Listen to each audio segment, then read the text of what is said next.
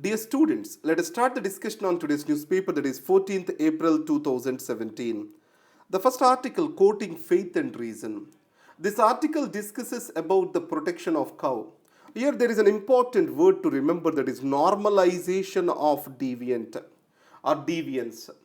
Whenever we are accepting the deviant behavior, and it becomes a new normal rather than appearing as a deviance.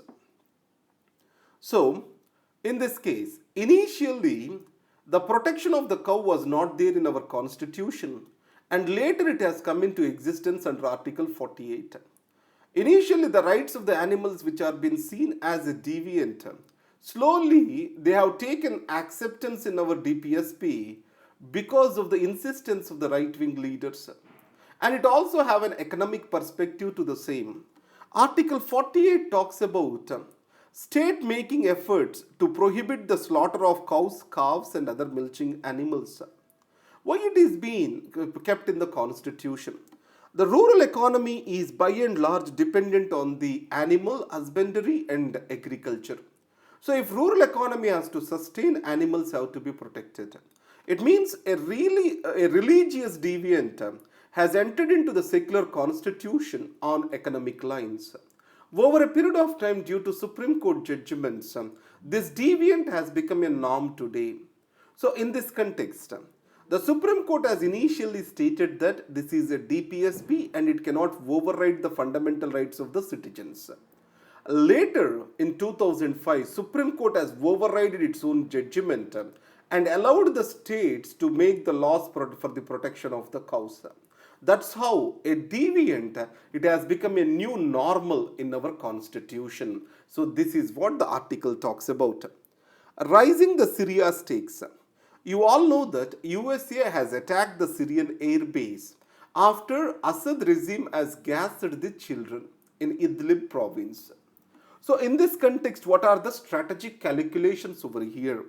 Though it has been stated as an impulsive attack of President Trump, there appear certain strategic calculations. One is, Mr. Trump wants to take away the stamp that he has got Russian lobby behind him or Russians supporting him. And second thing is, Iran and Russia, they came heavily in support of the Assad regime, and establishment in the United States is very unhappy about this. Establishment still sees Russia as the primary enemy. So, the Trump appears that he is playing more into the hands of the existing establishment, contrary to his election rhetoric. And above all, the consequences, if you see, the Syrian problem is going to get complicated. US-Russia relations are also going to get tight-roped now. So, the way forward is this. The US and Russia shall work together to the peace in Syria.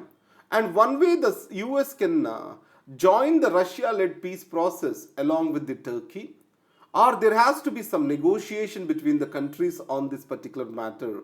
So that is what this article talks about. So American strikes on the Syrian base, they have worsened the situation rather than improving the situation. The next is on a glide path. Now, administered prices and market determined prices. What is the difference? You know that administered prices are being determined by the government artificially. Market prices are determined by demand and supply.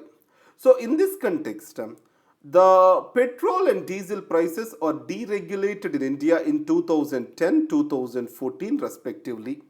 Then onwards, these are being determined once in a fortnight based on the average changes in the prices, international oil prices. And if you remember, Reliance has to close down its outlets because the government is giving the diesel subsidies to the oil marketing companies, which was not available to the Reliance. But today, as the prices are market determined, as they change in accordance with the international prices, obviously there is a level playing field between the public sector oil companies and the private sector companies. And second is, our prices are going to reflect more the international oil prices. And the benefit or the loss, pain or the pleasure will be transferred to the customer. So Indian markets gets well integrated with the global markets. These two are the major advantages of this. Next is populist return. So this is about the elections in Iran. So Iran has a complex political structure. So there is a supreme leader. So who is a protector of the theocratic state. It means the Islamic State has to be protected, and for this, the Ayatollah Khamenei, he is the person who is going to protect that. And president is the political head of the government. And the politics in Iran, they are divided between conservatives and liberals. So the conservatives, they are not interested to have a deal with the United States, a deal with the West on nuclear issues, Iran nuclear deal. They have opposed for the same. On the other hand, liberals, headed by the president Hassan Rouhani, they are in support of the Iran nuclear deal, and they promised better economics are strengthening of the Iranian economy through the deal. Now, the voice of the conservatives is rising. Ahmadinejad, who is known to be a populist and conservative, he wanted to contest the elections again. And in this context, Mr. Rouhani is also thinking of contesting the elections again. So then we have to see the fate of the nuclear deal. In the United States, Trump is also saying that the deal given to the Iran shall be taken away. So we have to wait and see till the issues get settled on this matter. Let's go to the OpenEd page. It talks about, do we need a film censor? You know that in every democratic society, there has to be a balance between the citizen and the state. A citizen shall be protected through a set of fundamental rights. So in this context, a limited state comes into picture. Here the word used is nanny state or paternal state. These are the words which are used. It means that a state which is trying to see the citizens as innocent and need to be guided. That's what we call it as a nanny or paternalistic behavior of the state. So with regard to cinema is concerned, the state is seeing the citizens as innocent, as people who cannot understand the consequences. So it is suggesting for regulation of the cinema. So the central censor board certification, it has come from that perspective. So it is been stated that the CBFC shall not be a censoring agency, but it has to be an certification agency for the films. That is what is the recommendation that is been made. And the second thing is, what is the other side argument? So artistic freedoms are more important. And the next is the right to freedom of speech and expression. So it also involves the expression of the thought through movie. The government argues that movie is a very powerful medium in a confined space. Voice, that is sound and action, these are being given to a viewer. It will have a lasting impact on the mind of the person. So that's why it also has to be subjected to the reasonable restrictions under Article 19 subclause 2 of the Constitution. That is the government's argument. So in this context, the way out is this. The movies can be certified as like in the United States of America, and the certification need to be strongly implemented in the country. That is being recommended. Now, banking on Teesta. Prime Minister Modi assured the Prime Minister of Bangladesh, Sheikh Hasina, about the Teesta treaty. But to what extent is possible in Indian system is a major question. Indian federalism gives due powers to the states, and Bengal Chief Minister and local politics, they are not allowing for Teesta water sharing, because the entire North Bengal can go dry if Teesta waters have been shared with the Bangladesh. So that's why Bangladesh accuses the local politics as a reason for lack of progress on the treaty. So the way out is the question over here. Next is, like the law grand brothers. So here this article talks about Article 36 of the Vienna Convention. Now Kulbhushan Jadhav, he was given death sentences by a military court in Pakistan.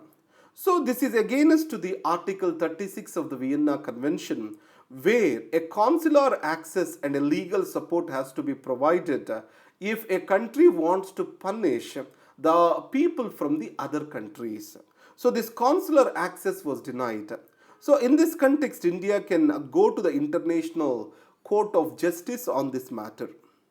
Now let's come to the nation page. There is an important article over here. Right to access internet cannot be curtailed. So now the Supreme Court has stated, now let us see the background of this case. Previously, the High Court, it has banned that any of the sex determination information on the internet shall be blocked.